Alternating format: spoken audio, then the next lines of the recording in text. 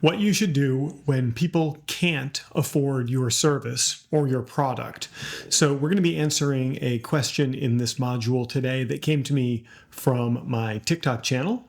And Angela Dawn Gold writes to me, my problem is, how do I monetize a service for people who can't afford but desperately need so that I can meet my own needs in the process of giving to others? Okay, so that's the question that came into me from TikTok, and we're going to answer that question today. I got a whole bunch of notes here ready to go, so let's just jump right into this.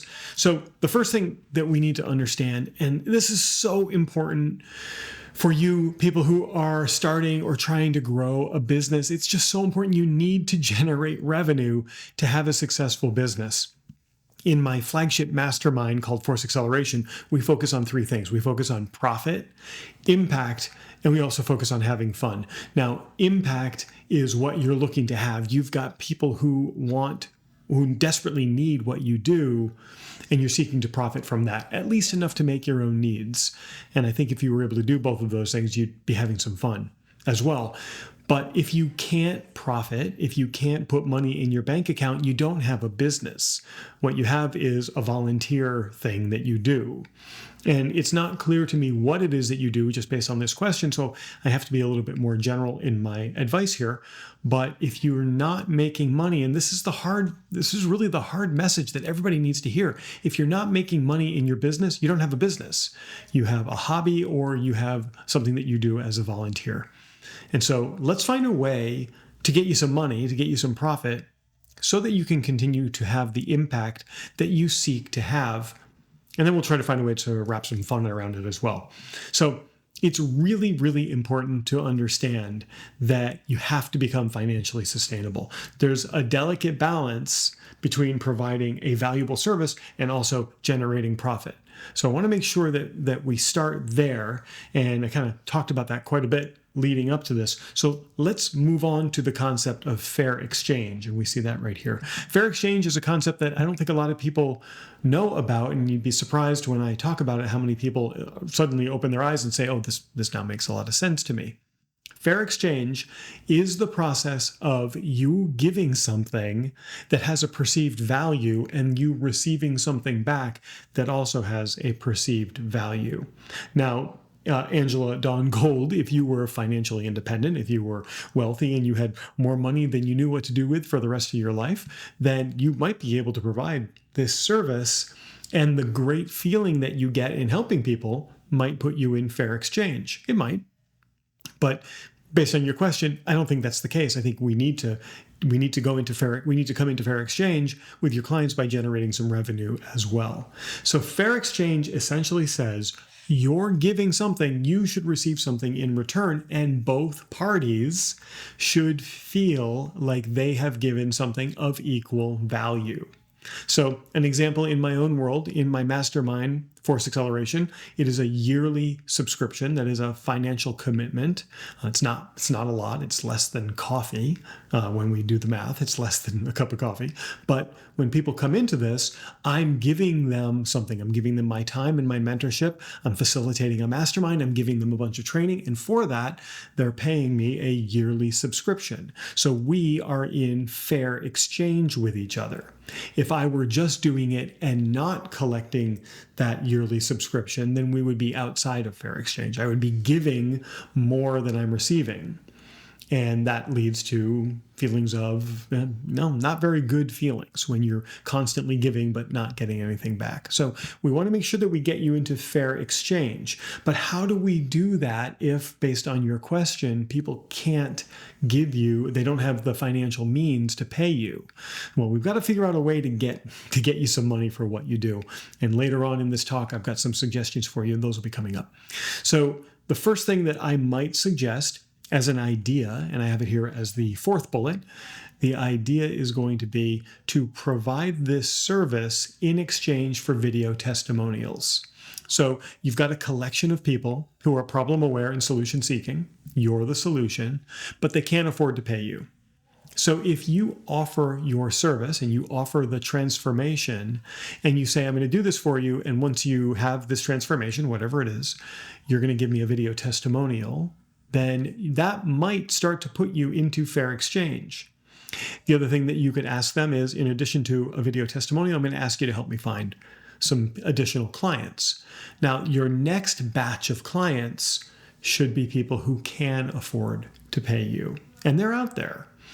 And as we'll see in the next section, the hard truth is that when somebody needs something desperately enough, they will find a way to come up with the money. But we'll get to that in a moment. So to come into fair exchange with your first group of people that you serve, video testimonials give you the option of using those testimonials for marketing. And as long as it's not a really sensitive topic that people don't want to have their face out there online saying that they got this transformation, that would be weird. And we don't want to put people in an uncomfortable situation, of course. So as long as you can comfortably put people out with a testimonial out online, you can use those testimonials to market to an entirely new group of people who could use what you can give them, the service you can give them, and can also afford to pay for it. And then you can also task the people who have gotten the transformation with sending you referrals. And you can tell them, once you send me 5 referrals, we're square. The other thing that you can do to come into fair exchange is solve the solution that you're offering, the service that you're offering, will create a condition for the people that you serve. That condition might need additional service. So like a part 2 to what you can offer. There is somebody that I'm thinking of that's in my mastermind that offers a 12-week transformation that they offer. It's a mental, intellectual, spiritual transformation. When people come through that, they have solved their first problem, which is finding balance and joy, happiness in their lives. But now they run into an entirely new problem with how to maintain this for long periods of time. So what she did is she came up with a part 2 that solves the problem the first solution created. So your service, put simply, your service creates a solution for someone, but that solution might create a new problem for them. If your solution can help them get into a better financial situation, then part 2 that solves the problem the first solution created could be a paid-for engagement as well. So essentially, you're bringing people into your service at no charge, but then when they have the transformation that you offer, you then bring them into a paid situation that solves all of the problems that the first solution created. Sounds a little complex, but what we're looking here are 2 phases where the second phase they can pay for, as long as you're getting them into a better financial situation. So those are some ideas for how you can come into fair exchange. And by the way, if any of these concepts or what I'm teaching you today resonate with you, I would love for you to explore my mastermind, which is called Force Acceleration. I'm going to put a link on the screen that you can go to. It's collab.prouty.me. My mastermind is a collaborative mastermind. We handpick the right people to come into this thing so that everyone collaborates and everyone moves forward faster, because we all know we can make more progress when you're working with people who have maybe done it before or seen what you're going through before and can help you go through it. And I'm here all along the way to make sure you do 3 things. What were those 3 things? Profit, have greater impact, and have a ton of fun while we're doing it. So just go to the link on the screen and you can explore that mastermind. Sometimes we're in a waiting position. There's a wait list because we tend to fill up pretty quickly, and I like to start new cohorts altogether. So just check it out at the link that's on the screen. So the hard truth is that when people desperately need something, they're going to find a way to come up with the money, and that might involve borrowing from a loved one, selling some things that they no longer need, cutting back somewhere else, especially if you're providing a service that really does give them a huge transformation. They'll find a way to come up with the money. And as hard as this message is to hear, it's even harder to say, but the poorest people among us are walking around with $1,000 phones and with phone plans, and they're spending money on things. We live in an economy where people spend money.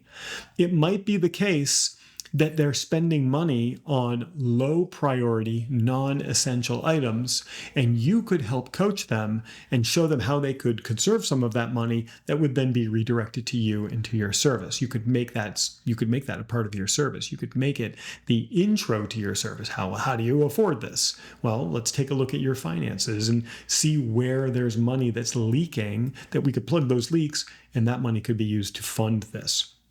Something else that you might be able to do, I'll talk about it in a minute, is a sliding scale and a pay it forward methodology. I'll get to those in just a minute. So we need to respect how people behave with their money, but at the same time, we need to understand that when people need something desperately, they're going to find a way to pay for it. So we must give it, this goes right back to the concept of fair exchange. We've got to keep you in fair exchange, and we've got to help these people at the same time come up with the money. Now, creative ways of doing that, you could help them find ways to finance it. There are organizations out there, even PayPal is one of them. PayPal has a payment method where they can pay over time. So if they could make smaller payments over time, you get paid all at once, and then they would make smaller payments to PayPal. That might be an option for you, especially if it's just a couple of bucks a month, 20 or 30 bucks a month that they can make payments into. That would certainly help you get paid up front and allow them to space out those payments over time. That's one creative way of doing it. So we don't want to dig someone into a deeper hole financially, but at the same time, we want fair exchange and we want to be compensated for what we do. So just remember, when people need something bad enough, they will find the money to do it. You've got to make sure that you demonstrate that you can give them the transformation they're looking for, that they want so badly. So let's come up. I have some creative ideas to share with you. First is a sliding scale payment system. I've done this successfully in the past with some of my former programs.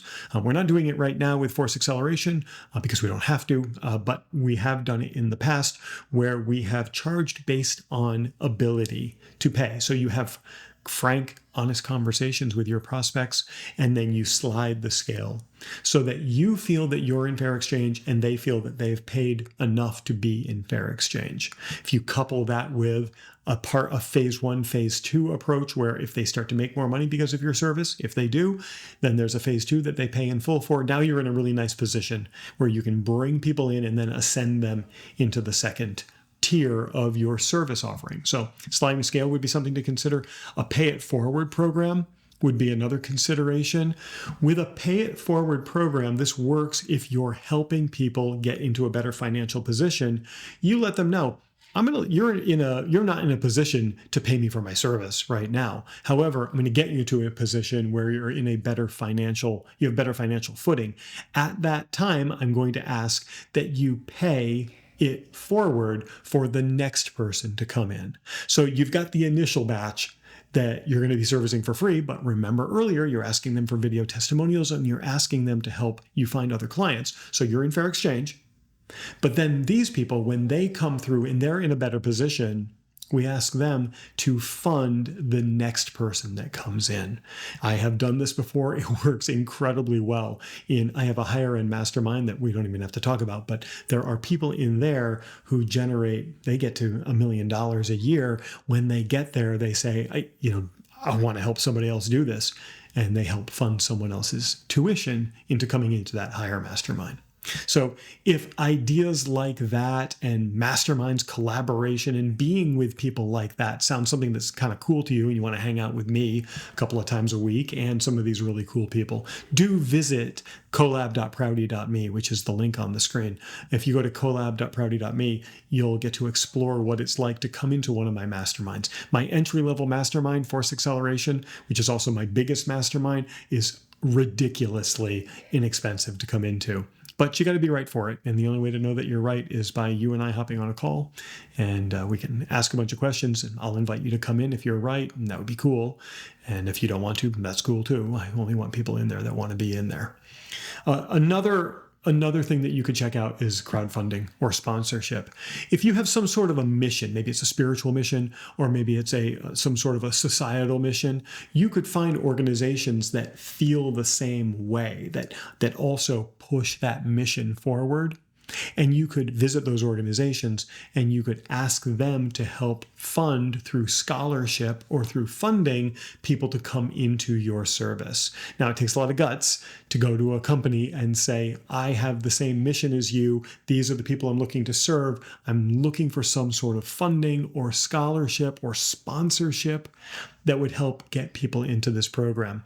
You might be surprised how many of those companies say yes if you approach them with a clear way that demonstrates goodwill from front to back. You could even show them, this is the minimum I need to make to be able to do this. I'm not looking to pad my bank account with this. I'm just looking to help people. It's the same mission that you as a company have. Would you be willing to do a sponsorship? Then you promote their company throughout your program and on your socials, and you give them something so that they are in what?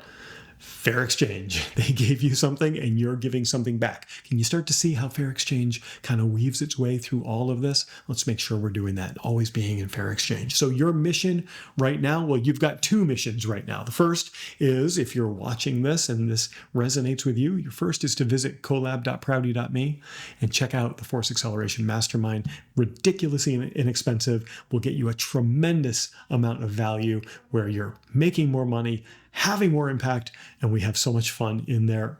We meet like 4 times a week, and we have so much fun in there, and we have fun while we're growing our businesses. That's your first mission, but your second mission, let's make sure we get that word right, is to process the details and synthesize what I just told you and come up with a solution that works for you, keeps you in fair exchange, helps you make some money, but moreover, helps you have the impact on those you are looking to serve.